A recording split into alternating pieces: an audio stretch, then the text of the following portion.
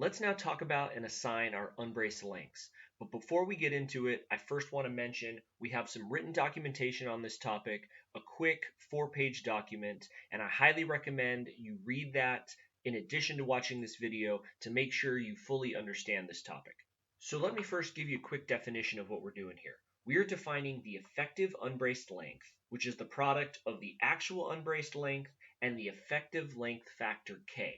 Now, most of the time, K has a value of 1, but that's not always the case. And this model has one of the scenarios in which K is not 1, which makes this a good example for defining unbraced lengths.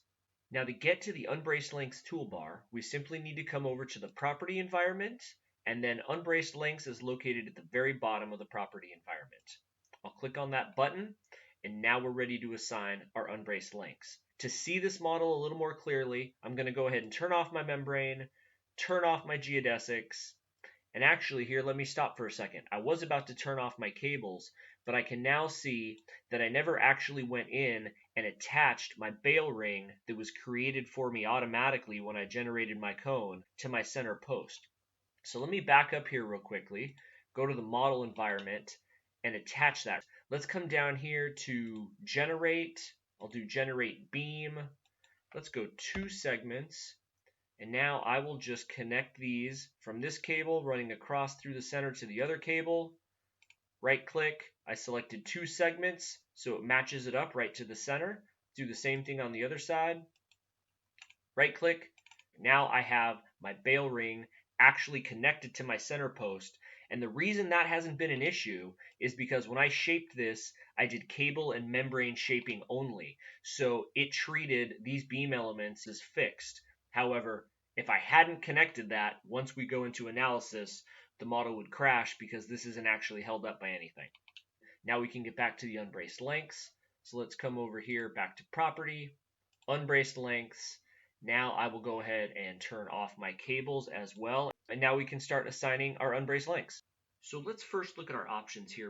We can assign unbraced lengths via individual element length, by string length, group length, or user defined. Now user defined is if you want to define a specific length, you can enter that value here. And you'll see L, that's what that L stands for, length. And you've got the LY and the LZ, just like you have the KY and the KZ, that K value, what we were just talking about a few minutes ago. The Y and the Z represent the local Y and Z axis of each beam element. The Y is the horizontal axis and the Z is the vertical axis. This gives you the ability to assign separate unbraced lengths to each axis. However, there's an important note there that I want to mention. For circular members, in theory, the 2 axes of each beam element could have different unbraced lengths. However, when you're dealing with circular sections, NDN is using the resultant moment, which most likely is not going to perfectly match either the vertical or the horizontal axis. So because of that, when you're dealing with circular sections, we simply use the longest unbraced length. So let's now go ahead and assign our unbraced lengths. So I'm going to start with the element length. I'll go ahead and click assign. Let's see, the first thing I'm going to do is do my standoffs. So I'll assign these by layer because I have all of those on the same layer. Layer, offsets, they get highlighted. Click OK. Okay, you can now see up here in the upper left-hand corner, those have been assigned and their length is displayed. Okay, I'll click finish. Now I'll come down here to string length. So string length, let's go assign. First, let's do the arms here. So I will set this is one unbraced length, right click. I'll run around and I'll do the rest of the arms here. Okay, that's all of my arms, my offsets. Let's zoom in here on my bail ring and the supporting structure. So I'm going to assign unbraced lengths to these 4 individual beam elements individually. So I'll come back up here to element length, assign. Let's go individual. And I'll grab each of these individually, and then I'll right click. Okay, it's assigned those individually. They get highlighted. And now for the ring, I will assign a string of beam elements from support to support. This is one unbraced length. So I'll go string length, assign, select that is one length, right click, then run around the ring. Do this for all 4 sections. Okay, I have that. Now, the only other string of beam elements left is my center post. And this is where we were talking about earlier, a K value not necessarily being 1.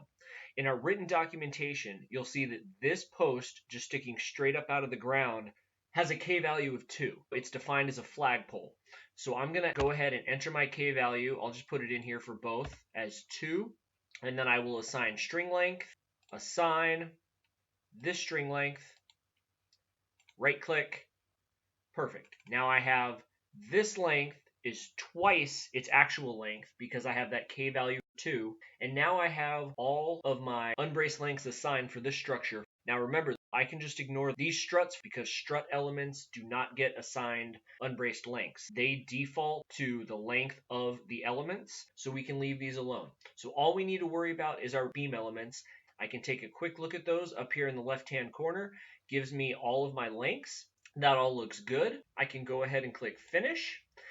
I'm going to click View All. And now there's just one additional note I want to add here. Unbraced lengths only come into play when NDN is doing the automatic member sizing. So all you need to do is make sure that you have your unbraced lengths assigned before you go into the post processor and do member sizing. With that, we're ready to move on to the next topic.